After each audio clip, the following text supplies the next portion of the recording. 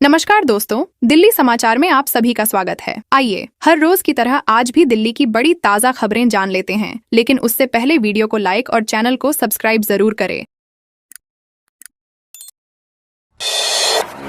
दिल्ली वालों के लिए अच्छी खबर, जल्द मिलेगी बिजली तारों के जंजाल से मुक्ति। सीएम रेखा गुप्ता का ऐलान। मुख्यमंत्री रेखा गुप्ता ने शनिवार को अपने गृह विधानसभा क्षेत्र शालीमार बाग के बीएच ब्लॉक में बिजली की ऊपरी तारों को भूमिगत करने के पहले पायलट प्रोजेक्ट का शुभारंभ किया गया। मुख्यमंत्री ने बताया कि इस महत्वाकांक्षी परियोजना को लगभग 3 महीने की अवधि में पूरा किया जाएगा। उन्होंने कहा कि यह एक शुरुआत है। दिल्ली सरकार की योजना है कि इस पायलट प्रोजेक्ट को दिल्ली के अन्य क्षेत्रों में भी जल्द लागू किया जाएगा। इस योजना के लिए सरकार ने 100 करोड़ रुपए बजट निर्धारित किया है। दिल्ली को तारों के जंजाल से जल्द मुक्ति मिलेगी। पुरानी दिल्ली के सदर बाजार में लगी भीषण आग, दमकल की 27 गाड़ियां काबू पाने में जुटी। पुरानी दिल्ली के सदर बाजार में एक दुकान में भीषण आग लग गई। दिल्ली फायर सर्विस के अनुसार आग पर काबू पाने के लिए दमकल की 27 गाड़ियों को मौके पर भेजा गया है। आग की वजह और नुकसान का आकलन अभी नहीं हो सका है और कोई हताहत होने की सूचना नहीं है। अग्निशमन विभाग ने बताया कि शनिवार दोपहर 3 बजे 49 मिनट पर एक दुकान में भीषण आग लगने की कॉल मिली। आग पर काबू पाने के लिए 27 दमकल गाड़ियों को मौके पर भेजा गया। दिल्ली में अवैध तरीके से शराब बेचने वालों पर होगी सख्त कार्रवाई। न्यू अशोक नगर में अवैध रूप से शराब की बिक्री, अतिक्रमण और पेयजल आपूर्ति समेत कई शिकायतें आ रही हैं। इसे लेकर त्रिलोकपुरी विधायक रविकांत ने शुक्रवार को दिल्ली पुलिस, नगर निगम, जल बोर्ड, पीडब्ल्यूडी सहित अन्य विभागों के अधिकारियों के साथ क्षेत्र का दौरा किया। रविकांत ने कहा, सी ब्लॉक में अवैध रूप से शराब बेची जा रही है। इसे लेकर दिल्ली पुलिस को कार्रवाई करने के लिए कहा गया है। किसी भी सूरत में अवैध रूप से शराब बिक्री पर रोक लगाई जाएगी। इस तरह से बिक्री करने वालों पर जल्द कार्रवाई होगी।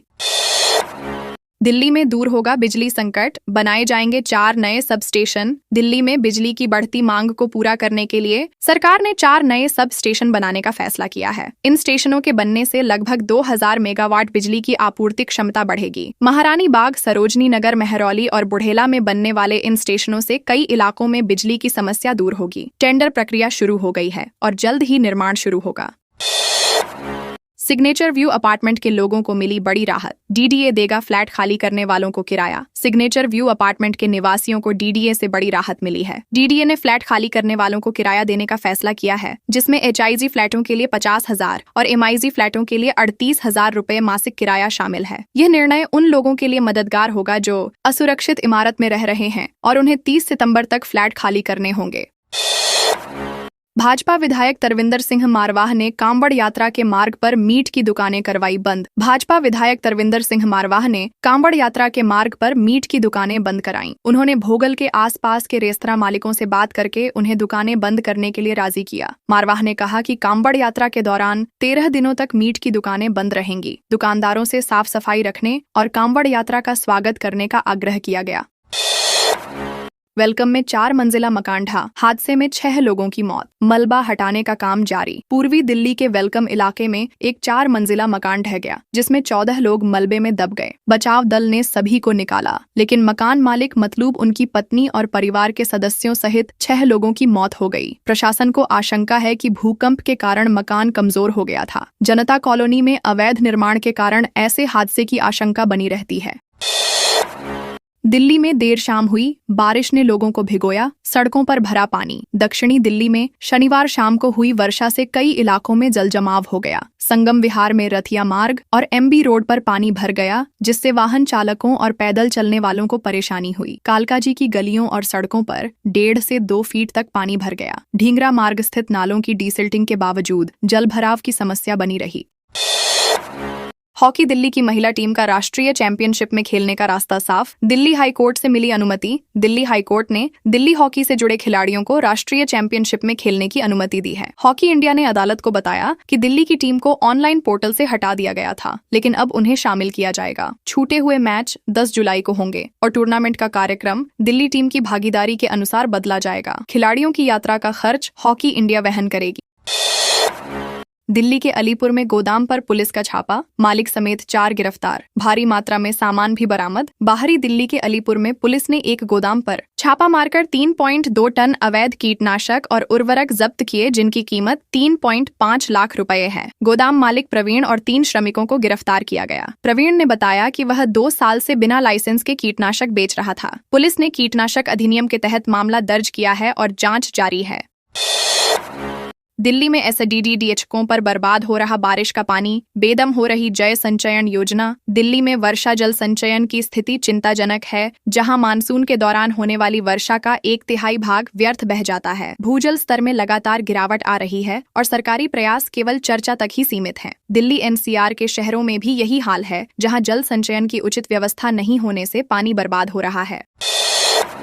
दिल्ली के कालकाजी मार्केट में गोलीबारी से मचा हड़कंप। दक्षिणी दिल्ली के कालकाजी मार्केट में गोली चलने की सूचना से सनसनी फैल गई। देशबंधु कॉलेज टी पॉइंट के पास हुई इस घटना में 2 युवक घायल हुए, जिन्हें अस्पताल में भर्ती कराया गया। हालांकि दोनों युवकों ने पुलिस को बयान देने से इनकार कर दिया है। पुलिस घटनास्थल की जांच कर रही है, लेकिन अभी तक कोई ठोस सबूत नहीं मिला है।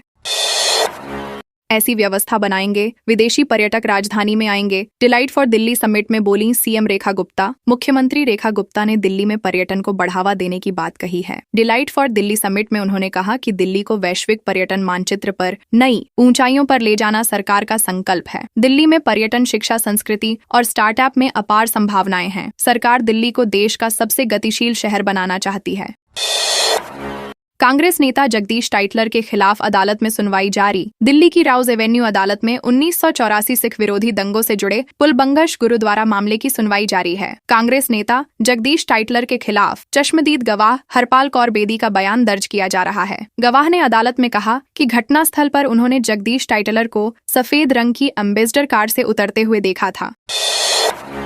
दिल्ली में टोपी गैंग के 2 चोर गिरफ्तार, चोरी का माल बरामद। ऑपरेशन सेल ने की कार्रवाई। दक्षिणी दिल्ली पुलिस ने टोपी गैंग के 2 सदस्यों को गिरफ्तार किया है, जो चोरी करते समय काली टोपियां पहनते थे। उनके पास से चोरी के 2 मोबाइल फोन और 2000 रुपए बरामद हुए हैं। पूछताछ में पता चला कि वे बाजारों में दुकानदारों को निशाना बनाते थे। एक सदस्य परेशान करता था और दूसरा चोरी करता था।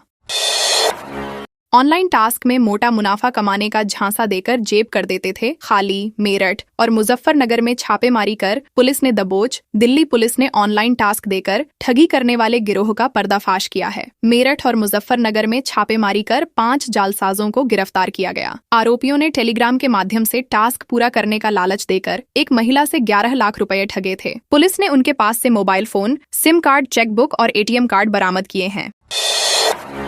दिल्ली वालों को राशन मिलना होगा और आसान। नई तकनीक की मदद से गड़बड़ी करने वालों पर लगेगी लगाम। दिल्ली सरकार सार्वजनिक वितरण प्रणाली को पारदर्शी बनाने के लिए ईपीओएस मशीनों को डिजिटल तौल मशीनों से जोड़ेगी। खाद्य मंत्री मनजिंदर सिंह सिरसा ने बताया कि इससे मैनुअल गलतियां कम होंगी और लाभार्थियों को सही मात्रा में राशन मिलेगा। एक राष्ट्र एक राशन कार्ड योजना के तहत प्रवासी लाभार्थियों को भी राशन मिलेगा और गड़बड़ी करने वालों पर कार्रवाई होगी। दिल्ली में मौजूदा ईवी पॉलिसी रहेगी बरकरार, इलेक्ट्रिक वाहन मालिकों को मिलेगा बड़ा फायदा। दिल्ली सरकार अपनी मौजूदा ईवी नीति को आगे बढ़ाने पर विचार कर रही है, जो 15 जुलाई को खत्म हो रही है। नई ईवी नीति 2.0 पर काम चल रहा है, जिसे अंतिम रूप देने से पहले सरकार कई विकल्पों पर विचार कर रही है। इस नीति का उद्देश्य प्रदूषण कम करना और इलेक्ट्रिक वाहनों को बढ़ावा देना है।